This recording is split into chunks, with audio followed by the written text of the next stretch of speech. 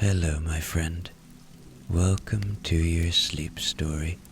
My name is Stephen Dalton. I'm an Irish storyteller, and it's my great privilege to be the voice that you listen to as you go to sleep tonight. Tonight we will visit a grand old country house. Think Downton Abbey, for example, and in that time period as well. And we will follow a day and night in the life of the lady of the house. This is a story of a simple day in a simpler time, and an opportunity for you to completely switch off and indulge yourself in the enjoyment of having a little walk back in time. But first, let's do the relaxation session, which will take a few minutes before tonight's sleep story. I'm going to count down from 10 to 1, and as I do, allow yourself to let go more and more. 10. Feel the support of the bed beneath you, or the floor, or whatever you lie upon tonight. And beneath what you lie upon, feel a deeper support. The support of the earth,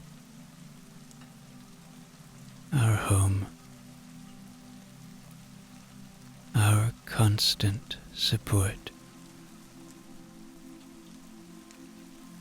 And as you become aware of that support, see if you can sink into this moment a little more now. Just let go. A little more now.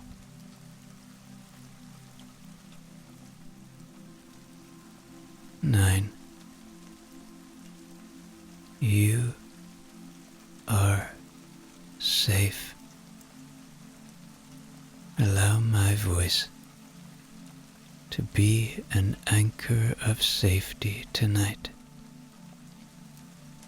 to be a friend, to be a gentle guide, a guide that only ever brings you to safe places, to warm and cozy places, to places that enable and support your sleep. Trust that my voice is a friend tonight.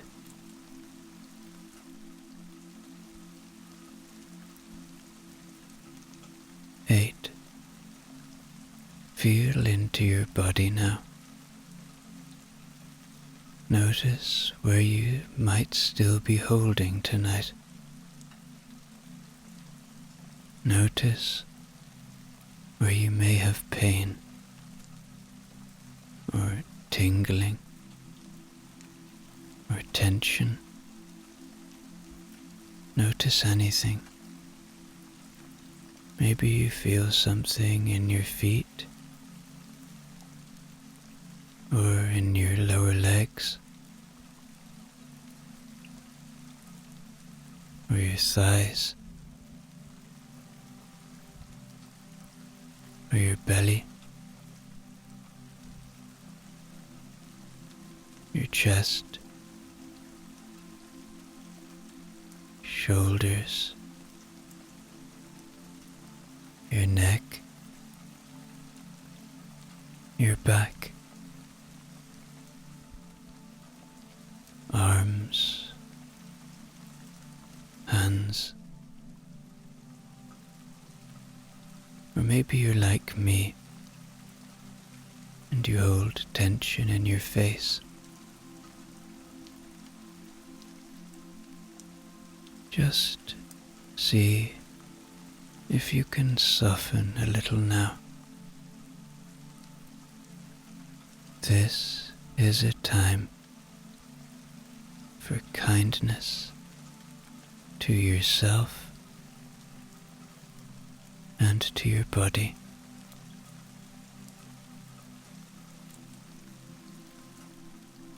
Seven. The day is done. Whatever has been, has been. Whatever will be, will be. But right now, all you have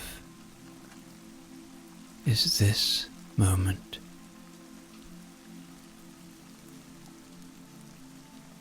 Your thoughts can't change what has gone before.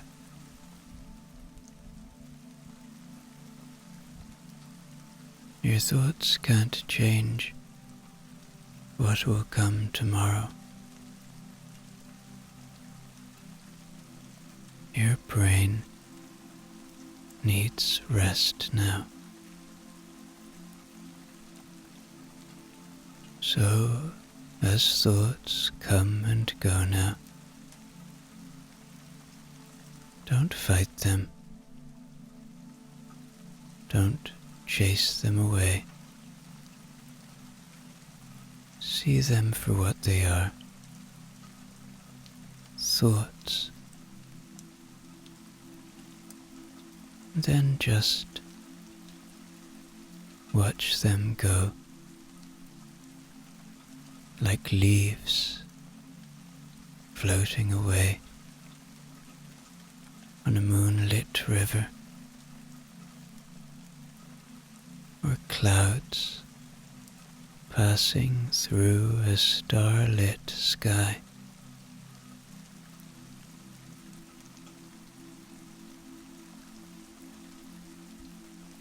Six.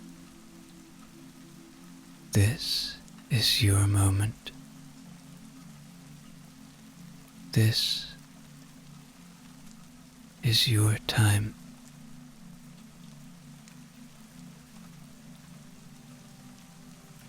You have earned this moment of kindness to yourself.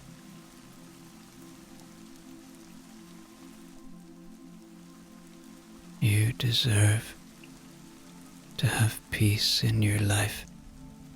We all do.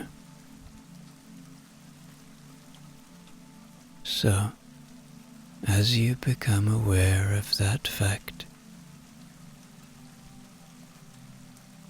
as you come to the understanding that we all deserve peace,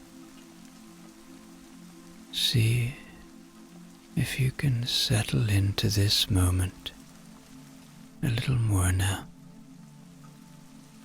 letting your body know that it's really time for rest.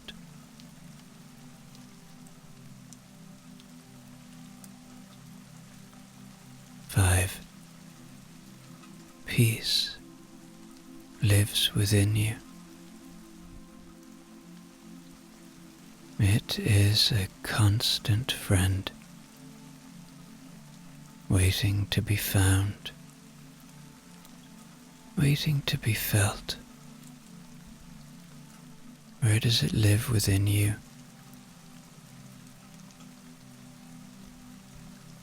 Maybe it's in your heart. Maybe it's in your head. It's up to you to find it. But I promise you it's there.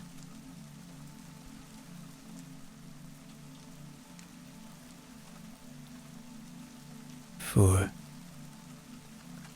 Perhaps allow a little gratitude now.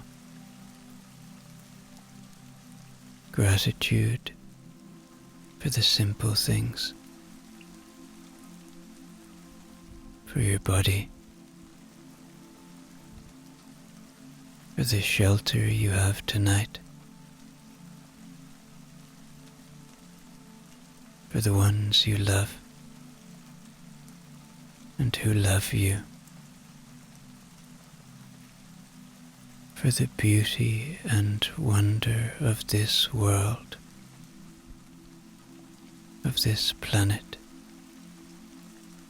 that you can find when you look for it.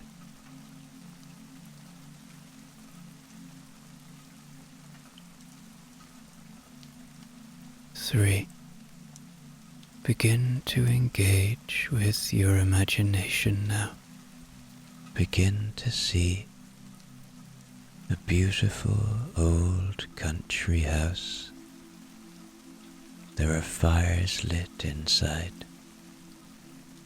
It is summer and green and lush outside, but it is raining, so it is warm and cozy inside. 2. Checking in with your body one more time now. Finding the places you are holding still. And allowing yourself to give in, to allow the tension to ease away. Your body has worked hard for you today.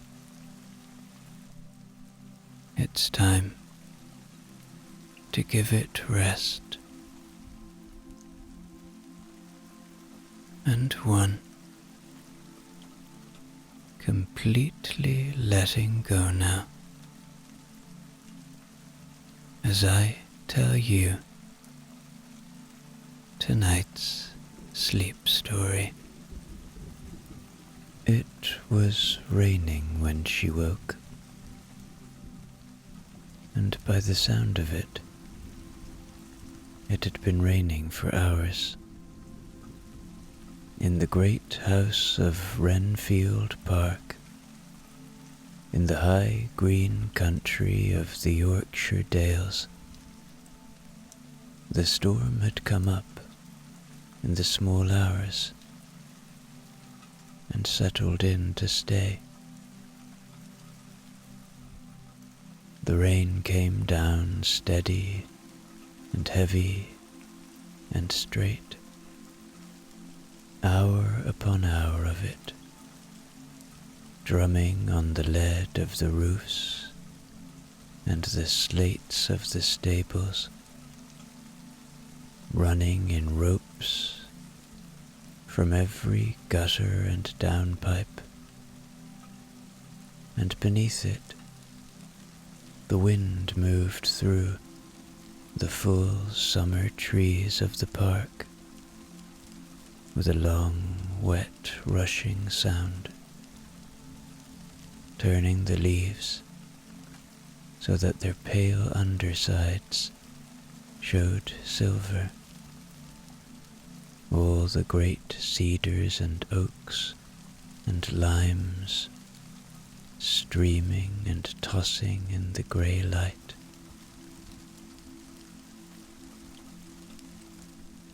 Somewhere far off down the dale, there had been thunder before dawn, a low rumour of it, carried on the wind,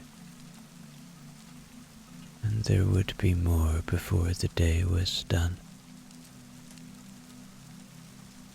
And yet, for all that, it was high summer, the longest green heart of the year, the borders all out, and the hay not yet in. There was a chill in the house that morning, the strange cold that a summer storm brings down with it.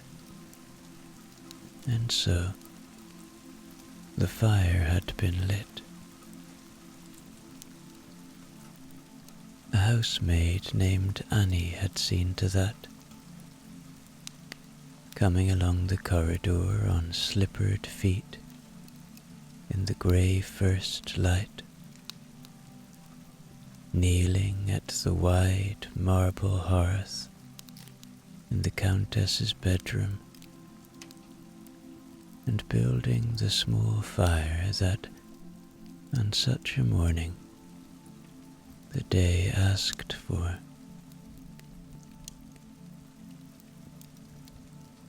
By the time Lady Cordelia woke, it had caught and was crackling quietly in the grate, and the room held that loveliest and most contrary of comforts, a lit fire in summer, a small, warm heart of orange light and snapping wood, while beyond the streaming windows the whole green world ran with rain.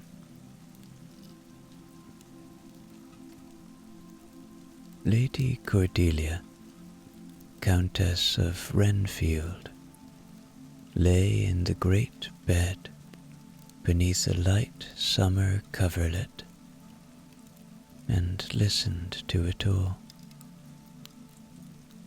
She had been half awake some while in that warm, unhurried country between sleep and the day, where the world comes to you gently and asks nothing in return.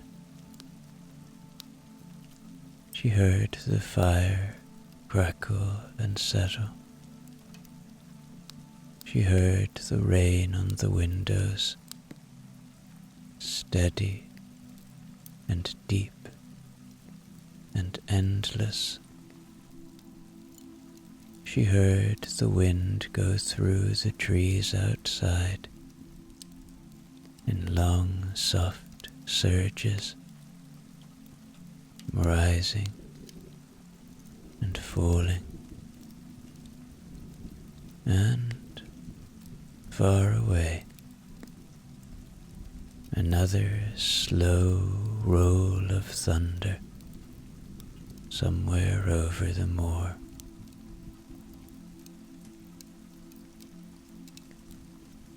She kept her eyes closed a little longer, because there was no hurry anywhere in the whole of Renfield on such a morning, and the bed was warm, and the rain was the kind of rain that asks a person to stay exactly where they are.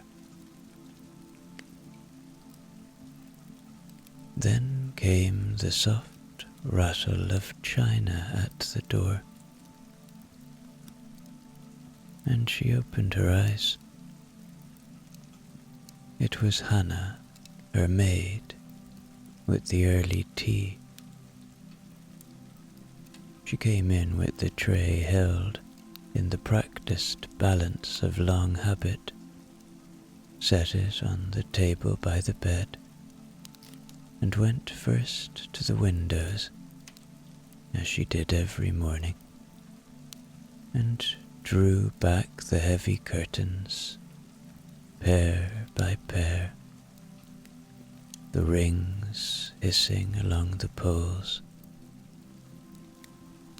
and let in not the bright June morning that the calendar promised, but a low, grey-green storm light,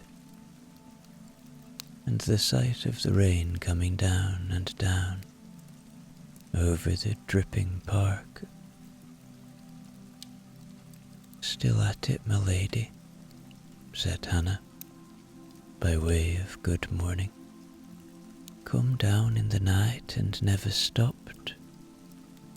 Mr. Fletcher says he's not seen the like in a summer these 20 years, and he's gone about with a face on him to match, on account of his hay." "In June," said Lady Cordelia, sitting up among the pillows. "How wild! Look at the green of it all, Hannah." And it was worth looking at. Beyond the streaming glass, the park lay drenched and brilliant, greener for the rain than any dry day could have made it. The lawns, silver grey with standing water, the great trees, dark and glossy and tossing, the roses on the terrace below, beaten down and hung with bright drops, the whole soaked summer world, glowing under the iron grey sky with a deep, wet green light that seemed to come up out of the ground itself.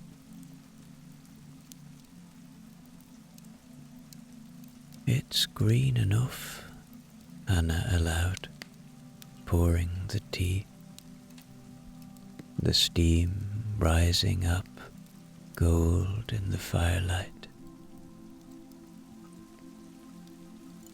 "It'd be greener still if it would only stop long enough to let a body look at it without a mackintosh. Your tea, my lady."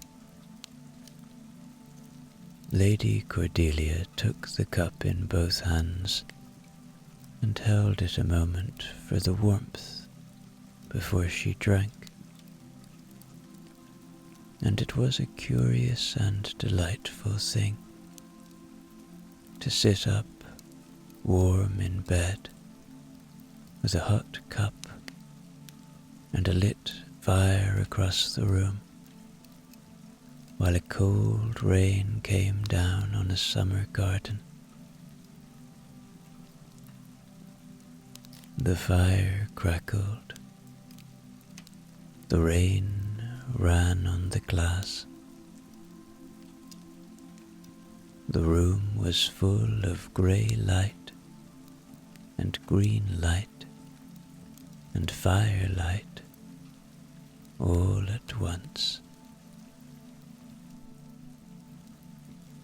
"What is the day, Hannah?" she asked. "A stop at home one, my lady, and no mistake," said Hannah. "Nobody's going anywhere far in this. His lordship means to go down to look at the river after breakfast, for it'll be coming up with all this water, and to call at the farm. But that's the wettest errand I ever heard of, and his own affair.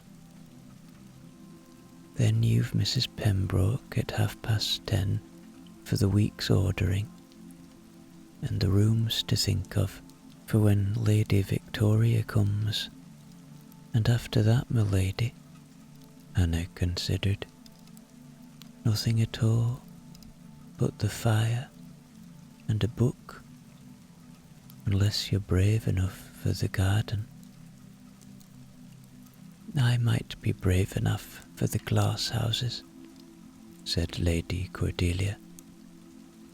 "Mr. Fletcher has been wanting me to see the new vines this age, and there's no better day for it than one too wet for anything else. One can hardly get wetter than the rain makes one, and the houses will be warm." "They will that, my lady," said Hannah. "Warm as the tropics, and twice as green." So her ladyship rose, and the day began. in the slow and settled way that such a morning was conducted in such a house, and which she had long ago stopped hurrying, there being a pleasure in the doing of it that haste would only have spoiled.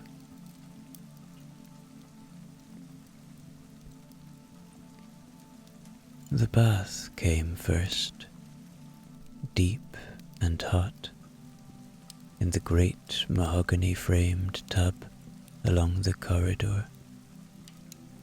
The cold, tiled room, gone thick and warm with steam, and the high window blind, and white with it, while the rain that she could not see came down steadily on the other side of the glass. There is a particular luxury in lying in a hot bath, in a cloud of warm steam, while a cold rain falls a few feet away on the far side of a good stone wall, kept entirely at bay, unable to reach you. And on a morning when the rain was a summer rain that had no business being so cold, the luxury of it was finer still.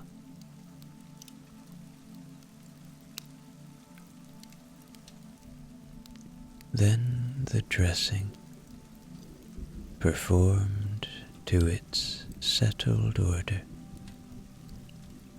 the fine lawn underthings, and the corset that Hannah laced up the back with quick sure fingers, and the petticoats, and the silk stockings, and then, because of the chill the storm had brought, not the thin muslins of high summer, but a soft dress of dove-grey wool, light but warm, with a fall of cream lace at the throat, a long rope of pearls, 2 rings, and then Hannah sat her down at the glass and dressed her hair, brushing out its long, grey-brown weight, and putting it up in the full, soft style of the day, while the fire crackled at their backs, and the rain streamed down the window before them. "There, my lady," said Hannah at last, standing back. "Very nice." "You say that every morning, Hannah." "And it's true most mornings," said Hannah, "so I see no reason to stop." Lady Cordelia went down to breakfast. She went down the great staircase, where the long windows on the half landing showed the whole green park streaming below in the grey light, every tree heavy and dark with rain,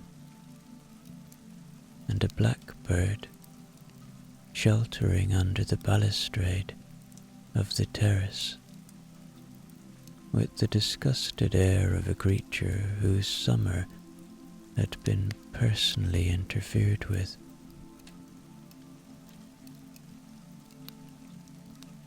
The hall at the foot of the stairs was warm. A fire had been lit there too against the damp, small and bright in the great stone hearth,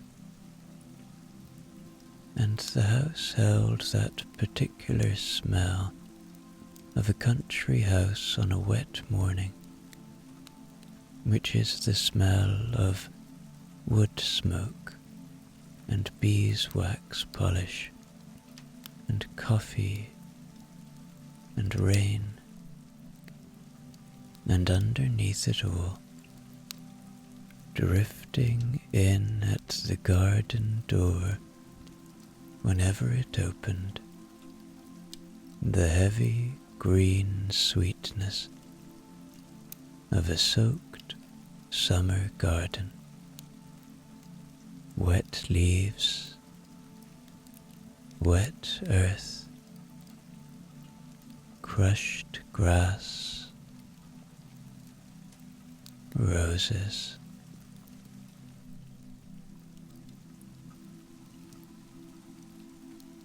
Breakfast was laid in the breakfast room, which, on a fine June morning, would have been full of sun, and was this morning full instead of the soft grey-green underwater light of the storm, the rain running down the tall windows, and the wet garden glowing beyond them.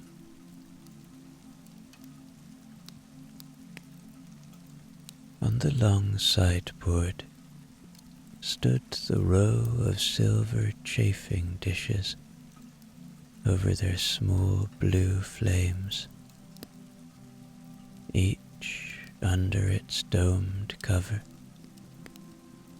keeping hot a breakfast far too large for two, eggs and bacon and butter and toast, and a comb of honey from the home farm's bees, and the year's first dish of raspberries from the garden, picked in the rain.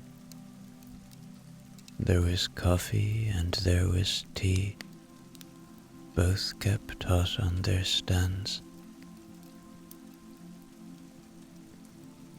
The Earl was already at the table, behind the broad pages of his newspaper, a day old and faintly damp as it always was, brought up the line and carried the last wet miles from the village, which he read each morning, regardless, as though the news of the world were a thing that could keep, and which on a morning like this had the additional use of something to hold while the rain made going out unthinkable a little longer. He was a big, comfortable man, going gently grey, and he lowered the paper when she came in, and smiled at her over it.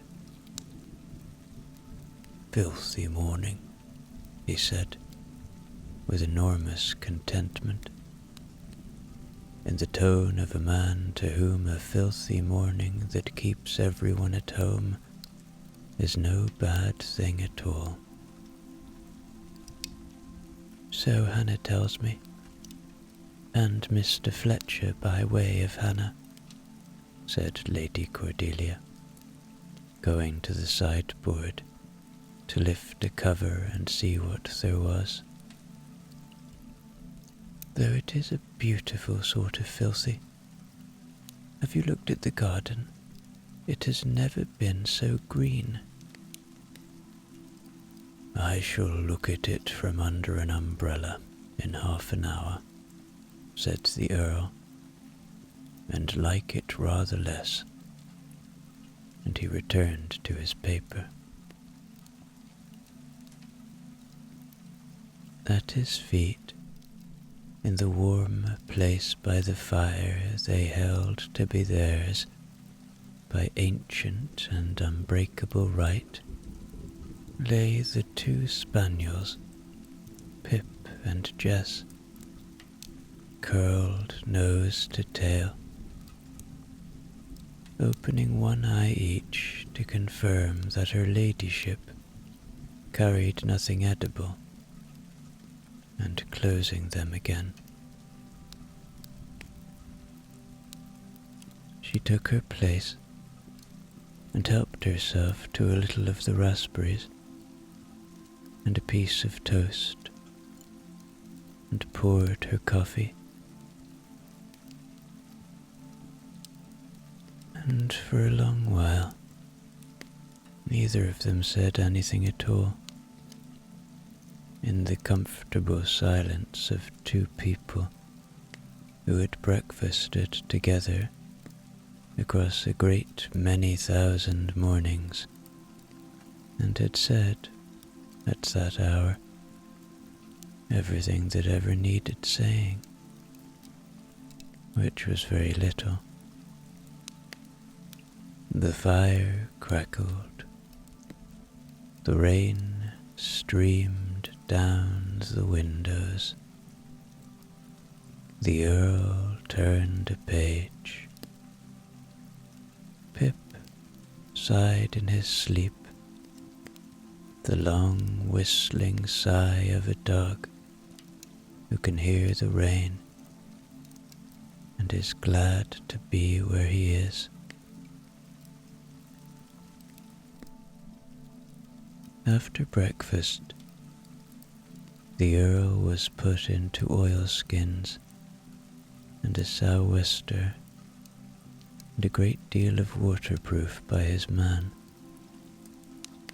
and presently she saw him from the morning-room window, setting out across the wet park with a stick and a dog, and the resigned cheerfulness of a countryman who means to go and look at a rising river in the rain, because that is the sort of thing that must be looked at, dwindling slowly down the green slope toward the trees and the water meadows, until the rain took him.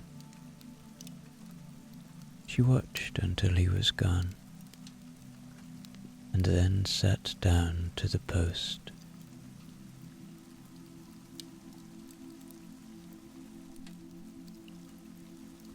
The morning room was hers, the warmest and most comfortable room in the house, small and low and lined with books, with deep chairs and a writing table at the window, and a fire that Annie kept fed all day. Her letters waited in a neat stack. There were not many. The weather had held up the post, and what had come was the ordinary pleasant business of a country summer. There was a letter from the vicar about the church fete, now thrown into grave doubt by the heavens.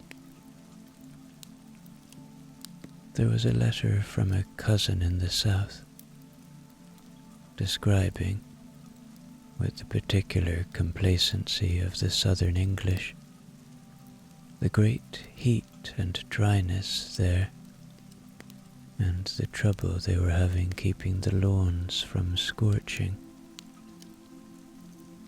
which Lady Cordelia read out to the streaming window with some enjoyment.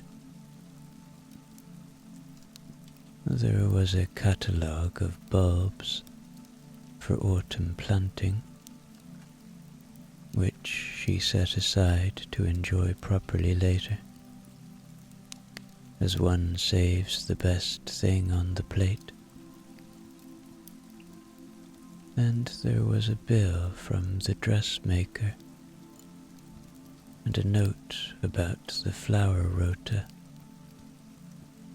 and a card concerning a garden party in August that now seemed, with the rain hammering on the glass, a wild and improbable notion belonging to some other and sunnier world.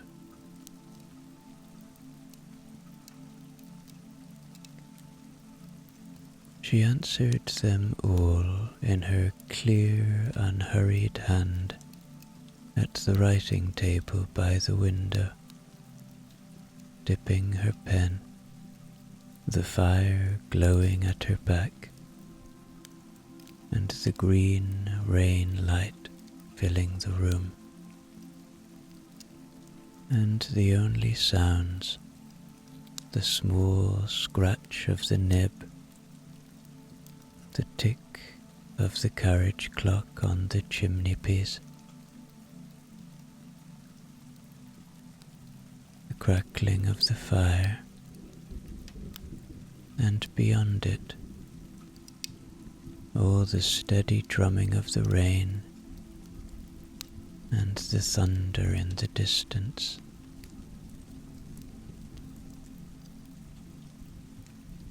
It was, she thought, very nearly the most agreeable way of passing a morning yet devised. A warm room, a good fire, a little stack of letters that asked nothing hard of her, and beyond the window, a storm so thorough that nothing whatever could be expected of anybody.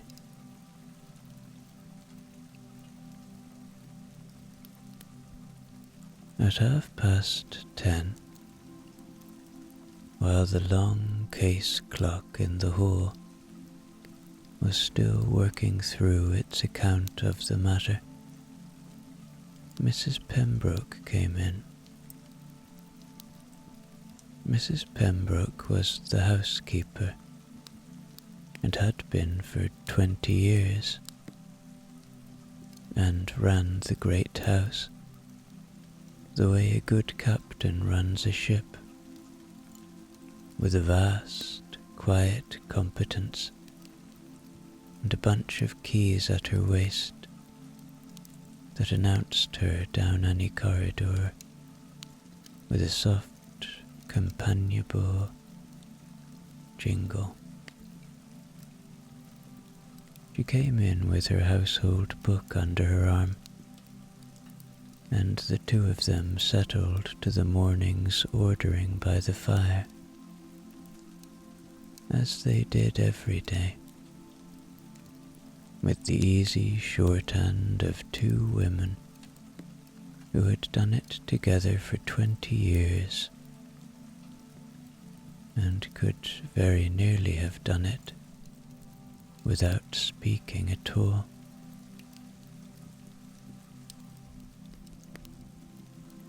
There were the menus to be settled. Mrs. Galloway, the cook, had sent up her suggestions, and they were good ones, fitted to the chill of the day, and to what the gardens and the home farm could give. A soup to begin, and salmon from the river before the storm coloured the water, and a fricassee of the early chickens, and a saddle of lamb, and the first of the garden's raspberries again with cream, and a savoury to finish. Lady Cordelia approved them all, as she approved very nearly everything Mrs. Galloway proposed. The cook, having been at Renfield longer even than the housekeeper, and being, in the matter of dinner, almost never wrong. Then there were the guest rooms, which were the real business of the morning, for Lady Victoria was to come up with her husband and the baby for the long summer visit, and the house must be made ready. Mrs. Pembroke had her views, and Lady Cordelia shared most of them. The blue room for Lady Victoria and the Major, as always, and the old day nursery opened up and aired for the baby, and fires lit in both a day or two ahead, despite the season, to drive out any damp the storm had driven in. For the walls take a chill in weather like this, my lady, said Mrs. Pembroke. Summer or no, and I'll not have that blessed child laid down in a room with a damp wall in it. Nor I, Mrs. Pembroke, said Lady Cordelia. Good fires in both, a clear day ahead. The blue room sulks if you give it less, even in June. It does, my lady, agreed Mrs. Pembroke, who held strong and settled views on the temperaments of the various bedrooms, and was always glad to find them shared.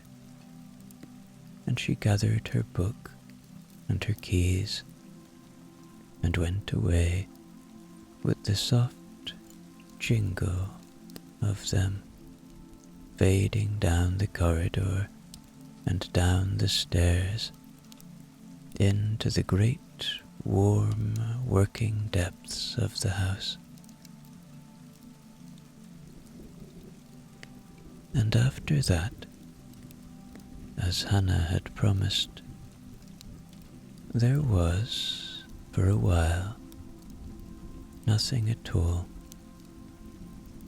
and Lady Cordelia spent the last of the morning before the fire with the bulb catalogue she had saved, planning in her head a great drift of daffodils for an April that seemed, with the cold rain streaming down the glass, as distant and as fabulous as the moon.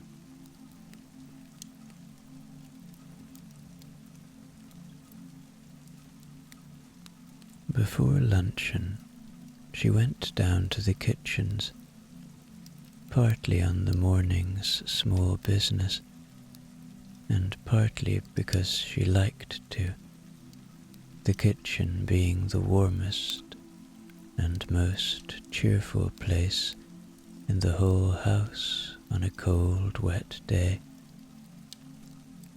She went down the stone stairs and along the flagged passage, where the cold, damp air smelled of wet stone, and opened the green baize door, and the kitchen breathed out at her in a wave of heat and light and good smells, and she stepped into it gratefully, as one steps into a warm bath.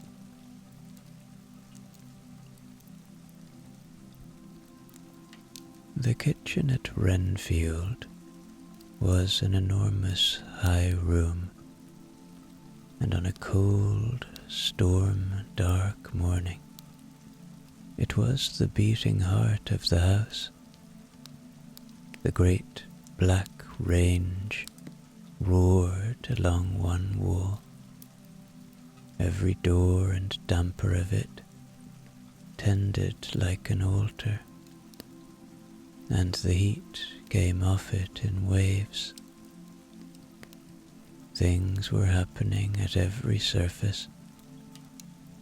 A girl rubbing butter into flour at the long scrubbed table, another shelling the first of the garden peas into a bowl, a great stock pot muttering at the back of the range, and a kettle, as ever, eternally on the boil.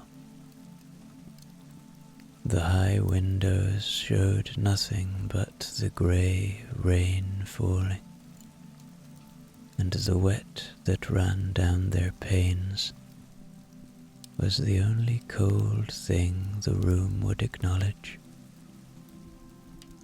Mrs. Galloway ruled it all from the middle of the floor, a broad, red-armed woman with flour to the elbow, who at the sight of her ladyship wiped her hands on her apron and pressed upon her, as a plain matter of medical necessity, given the unnatural cold of the day, a cup of hot tea and a slice of seed cake, still warm from the oven.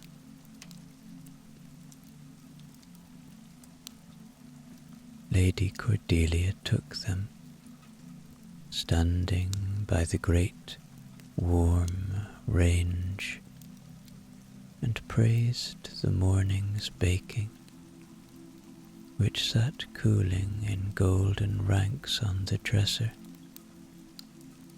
and heard Mrs. Galloway's views on the storm, and on the salmon having been got before the river coloured, which was a mercy, and on the strawberries, which would be spoiled and beaten into the mud if it kept on, which was a sin and a shame. And all the while the range roared, and the stock-pot steamed, and a kitchen cat the colour of marmalade slept on the warm flags before the fire, as though rain were a rumour from a distant land it did not propose to believe. Luncheon was a quiet meal, for the Earl had sent word up from the farm by a soaked and cheerful boy that the river was a grand sight, and well up the meadows, that he and the bailiff had a great deal to say to one another about drains, and that he would take his bread and cheese in the farm kitchen, and not be back till tea. So Lady Cordelia lunched alone in the small dining room, very comfortably, off a little of Mrs. Galloway's soup, and some cold chicken, and a dish of the raspberries, with a book propped against the water jug, and the rain at the window. And there are few things in this world pleasanter than a good lunch eaten alone with a book while a storm sees to it that nothing else can possibly be required of one. It was as the cloth was being drawn that Soames the butler came in, grave and unhurried as ever, carrying the small silver salver, and on the salver lay a telegram. A telegram was an event. They came rarely to Renfield, and the sight of the buff envelope could give the heart a small ungoverned jump before the mind had read a word.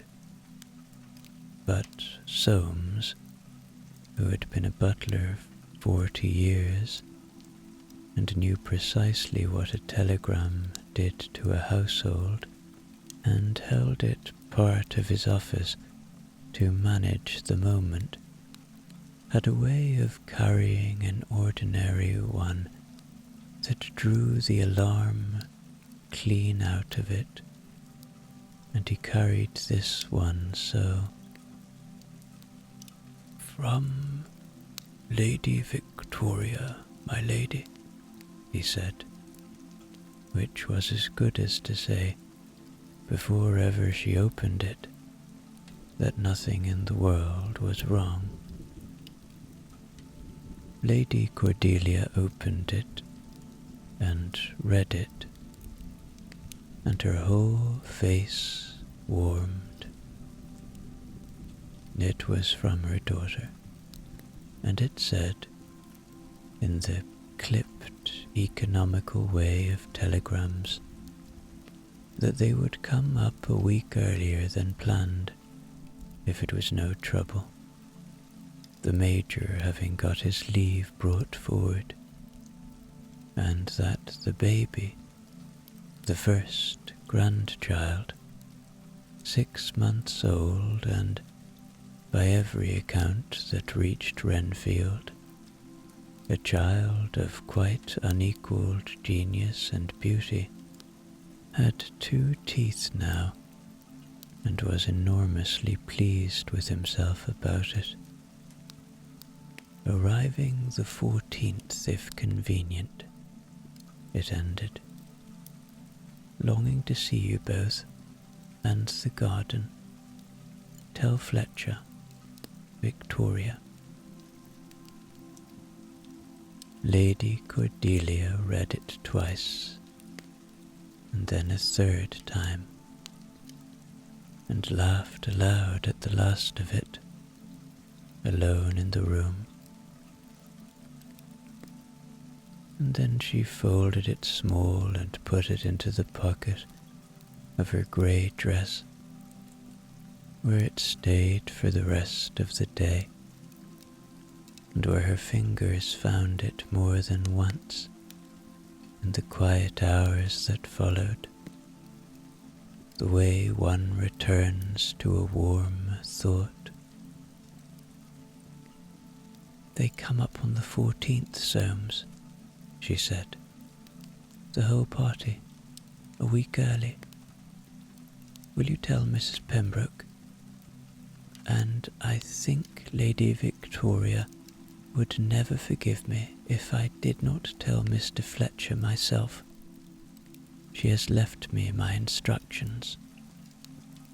"With pleasure, my lady," said Soames, and beneath his gravity there moved the very faint warmth of a man who had known Lady Victoria since she was a baby, in that same nursery, and was as glad as anyone under the roof at the thought of the house full again, and a new child in it for the summer. "It will be very pleasant, my lady, to have them the longer." And he went away to carry the word downstairs, where it would travel through the household by tea time, and gladden every soul in it.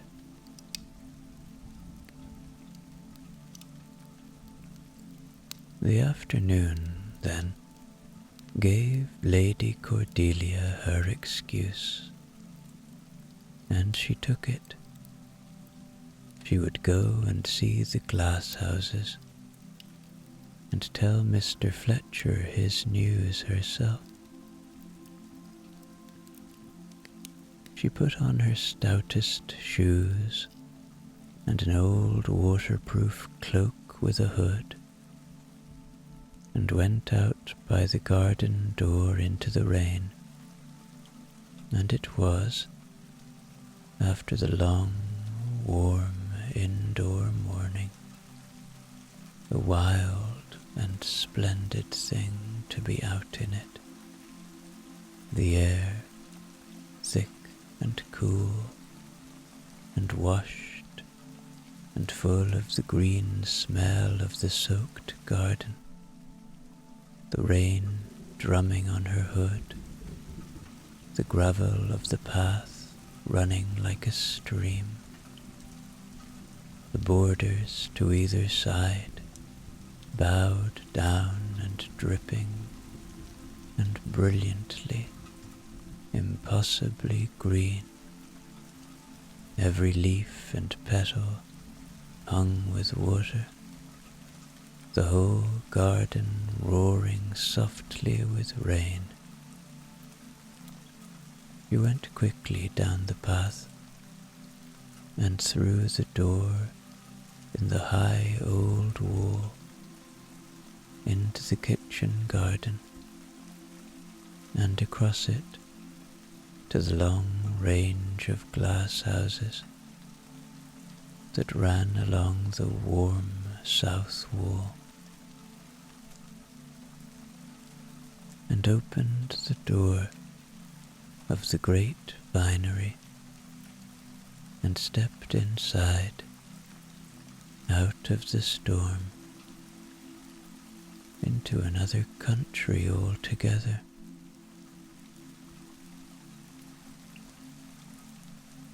It was warm. That was the first thing. Always. The soft enveloping warmth of the glass house, kept up by the hot water pipes that ran along the floor, so that to come in out of the cold rain was to be wrapped at once in a still green heat. And it was loud, but loud in the opposite way to outside,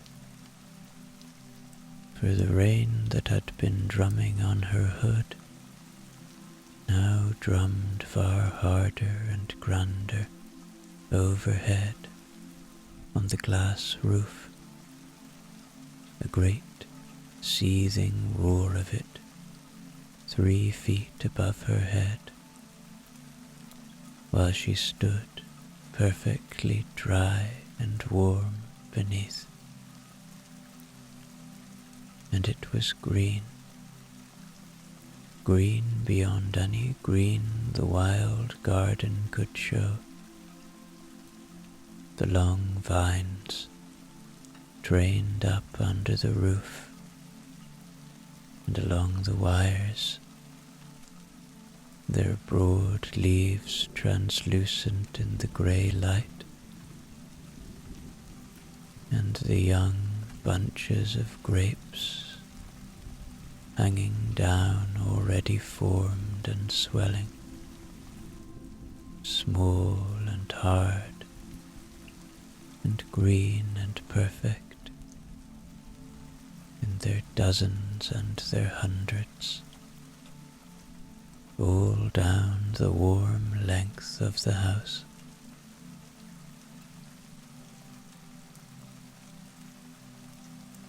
Mr. Fletcher was there, as he nearly always was on a wet day, pottering happily among his vines, for a rain that ruined a gardener's hay and battered his borders drove him gratefully indoors to the houses, where no weather could touch him, and everything was exactly as he had ordered it.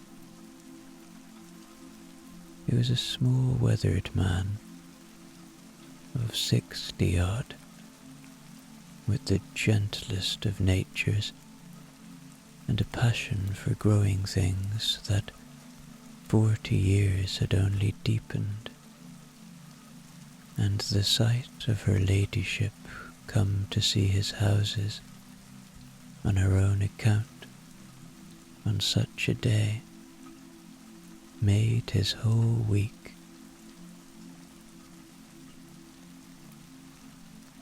He showed her everything. He walked her the length of the vinery, and explained the new vines and the old, and which bunches he would thin, and which he would let stand, and lifted a leaf here and there to show her the grapes coming.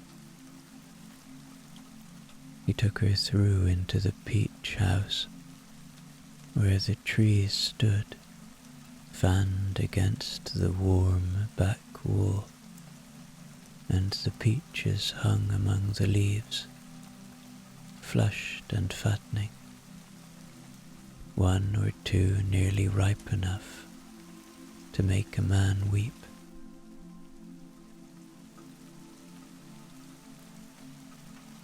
He showed her the long house where the tomatoes grew in their heavy, sweet-smelling rows, and the cucumbers hung like green commas, and the cool fernery where the maidenhair stood in banks of impossible, delicate green, and the air was wet and still,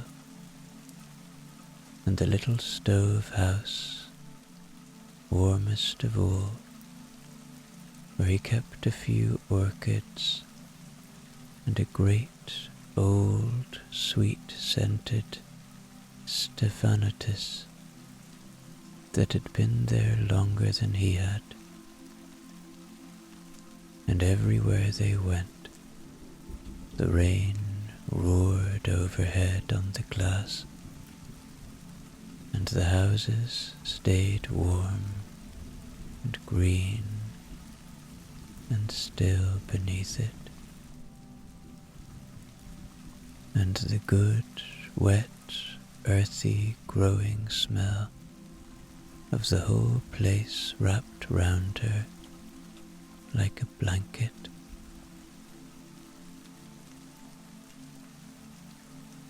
She told him, in the fernery, about Lady Victoria's telegram, and the 14th, and the message left for him by name,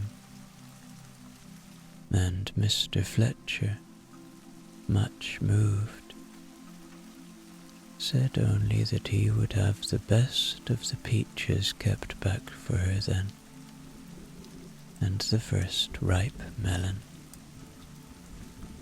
and that little one should have a bunch of his sweetest grapes the moment he was old enough for them, teeth or no teeth, which was, from Mr. Fletcher, something very like a sonnet.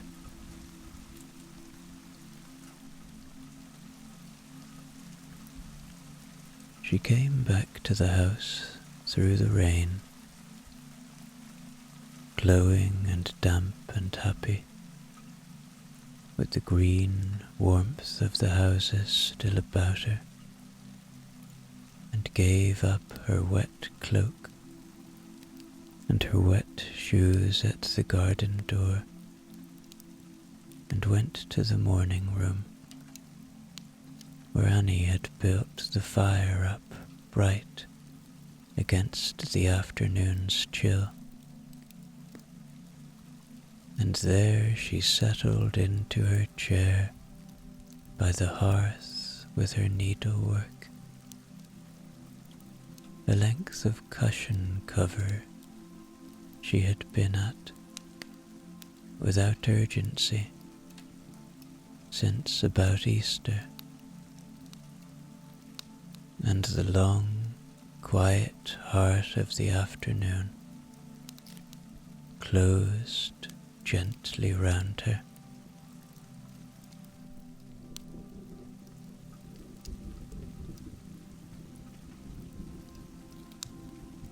For a time there was only the fire and the small pull of the thread and the green rain light at the window and the rain itself and the thunder. Pip and Jess, having seen the Earl off and found the day not at all to their liking, had come in to lie before the morning room fire, and they slept the boneless, complete sleep of dogs who have decided the day's real work is done, twitching now and then after some dreamed and rabbit-shaped quarry. The carriage clock ticked. The fire settled with a soft collapse and a brief rush of sparks. And outside, as the afternoon wore on, the storm gathered itself for its grand moment. The thunder that had grumbled all day far off down the dale came up at last over Renfield itself and broke directly above the house in long, slow, magnificent peals, rolling from one end of the sky to the other, so that the windows trembled gently in their frames, and Jess lifted her head and thought about being alarmed, and then, observing that no one else was, put it down again. "He'll be sat in the farm kitchen this minute," said Hannah, coming in to make up the fire, and meaning the Earl, dry as a bone, with a cup of tea the size of a bucket, telling Mrs. Hardesty about drains. "He has a gift," said Lady Cordelia, "for finding kitchens." Tea came at 5 in the drawing-room by the fire. It came on the trolley, wheeled in by a footman, and presided over by her ladyship herself. The full proper ceremony of a country house tea on a wild, wet evening, which is one of the great, small civilizations of the world. There was the silver pot, and the hot water jug and the little strainer. There were thin cups of old china. There was bread and butter, cut almost to transparency, and hot buttered toast under a domed silver cover, and a dish of the garden's raspberries, and a dark, rich fruit cake, and a sponge as light as the cake was dense. and a plate of Mrs. Galloway's little jam tarts. The Earl had come in by now, damp and ruddy, and vast with the day's wet adventuring, full of the river and the drains and the farm kitchen, and he sat by the fire in his old dry tweeds, with a great cup of tea and a piece of toast, and a spaniel leaning warm against each leg, and was as content as a man can reasonably expect to be.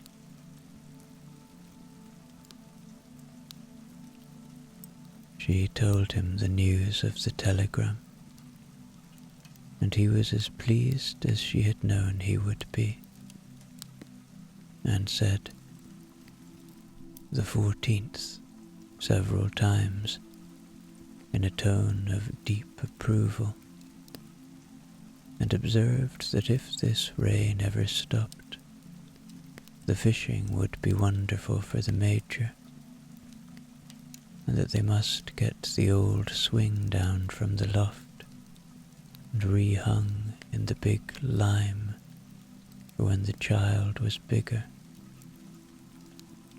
And the two of them sat by the fire while the rain ran down the windows and planned, in the loose, happy way of grandparents, a summer a week longer and fuller than they had thought it was to be.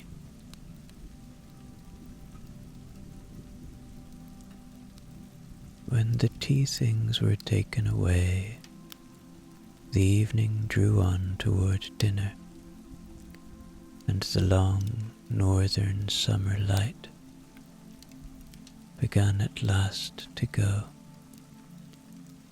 and a little after 7 the dressing gong sounded, far off and deep, rolling up through the house from the hall below, and Lady Cordelia went up to dress.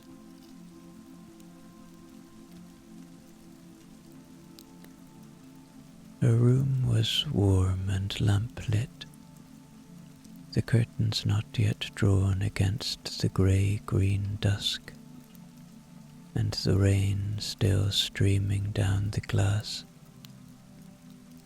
and Annie had made the fire up so that it threw its moving light across the ceiling.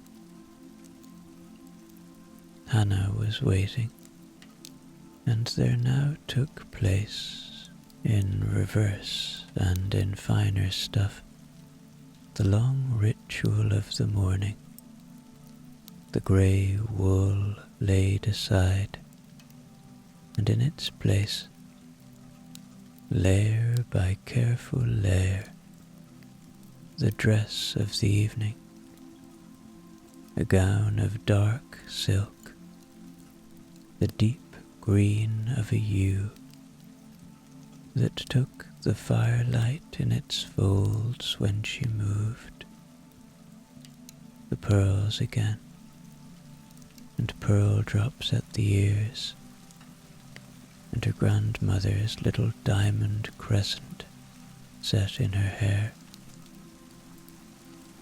Hannah took the day's arrangement and dressed her hair afresh, brushing and pinning in long, slow, unhurried strokes, while the fire burned and the rain whispered on the window,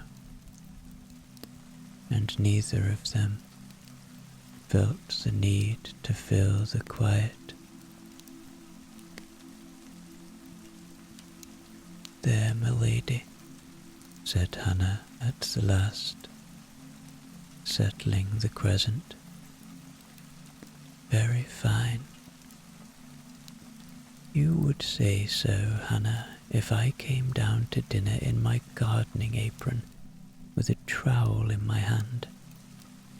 "I would, my lady," said Hannah comfortably, for you'd carry it off, which was the sort of thing the two of them said to one another, and meant nothing by, except a long affection that did not care to announce itself any more plainly.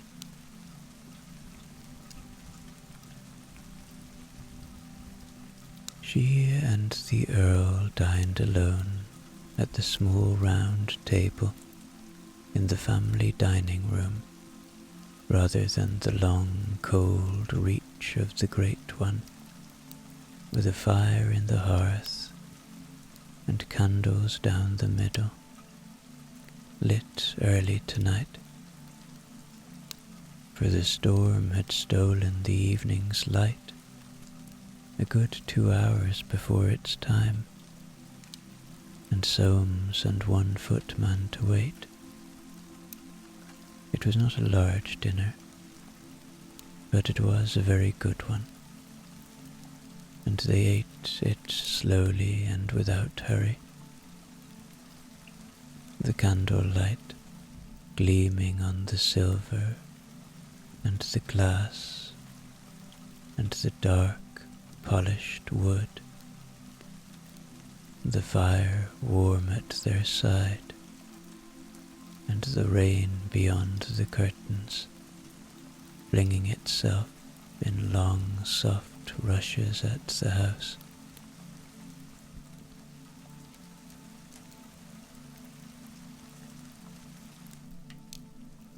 After dinner they sat together in the drawing room, before the largest fire in the house, while the rain went on outside. The Earl took up a book, over which he very soon and very gently fell asleep in his chair, in the immemorial way of a countryman after a long wet day in the open and a good dinner, the book sliding by degrees down his waistcoat, and the spaniels sighing at his feet. Lady Cordelia did not wake him. She sat across the hearth with her own book unread in her lap, content to watch the fire and to listen to the rain at the windows and to the last of the wind moving in the wet trees outside, and to feel through the silk of her pocket now and then the small folded shape of the telegram, and to think, without hurry, of the house a week from now, full and loud and lit, and a small person with 2 teeth somewhere in the middle of it, being carried from room to room.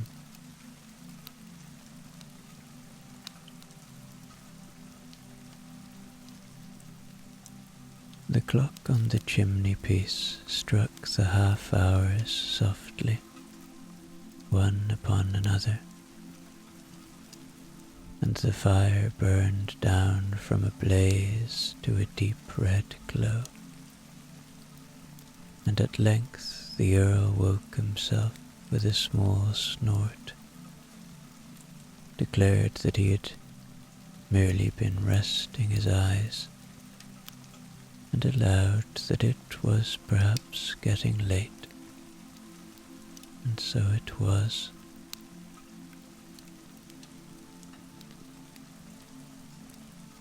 They went up together, the two of them, by the light of the candles set ready on the hall table, up the great staircase, where the long windows on the half-landing showed nothing now but the wet summer dark, and the rain streaming down the glass, and they parted on the landing with the small, unremarkable good nights of people who have said them to one another for 30 years. And below them, as they climbed, the great house was putting itself to bed. They could hear it faintly, the way one hears a familiar machinery. Soames going his last round, the soft, heavy sound of the bolts going home in the doors, one after another, front and garden and offices. The snap of the last lamps put out, the muffled good nights of the servants on the back stairs, going up to their own rooms under the eaves. A final clatter from the far kitchen, as the last of the day was set straight for the night. Room by room and floor by floor, the lights went out and the doors were shut and the fires were banked, and the great house drew itself in and settled and grew quiet.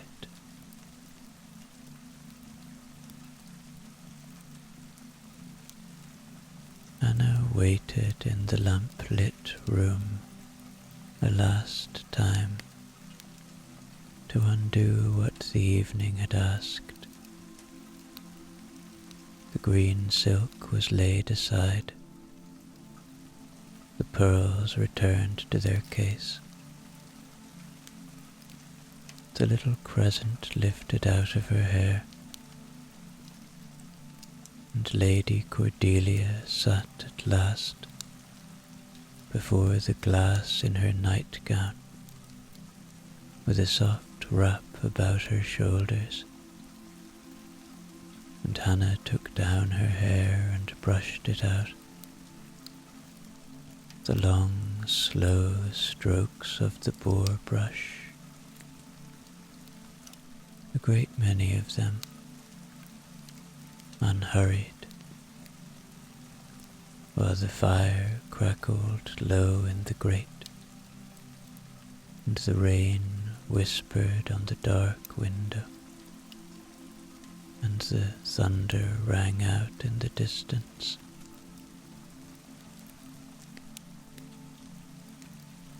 Then Hannah set the brush down and bade her good night, and took her candle and went, and her ladyship was alone with the fire and the rain. She said her prayers at the side of the bed briefly, as was her habit, for the Earl and for the household sleeping under the same roof, and for Victoria and the Major, and the baby coming up to them on the 14th, and for the men out in such weather, minding stock on the high wet farms, and a word of thanks while she was about it, for Mr. Fletcher's grapes, and the green warmth of his houses on a cold day. Then she climbed up into the great bed, and drew the light covers up, and lay on her side, and watched the fire. She lay in her warm bed, high in the great house, with a telegram folded small in the pocket of a grey dress across the chair,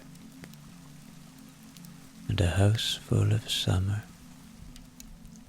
a week nearer than it had been that morning, and the Countess of Renfield slept.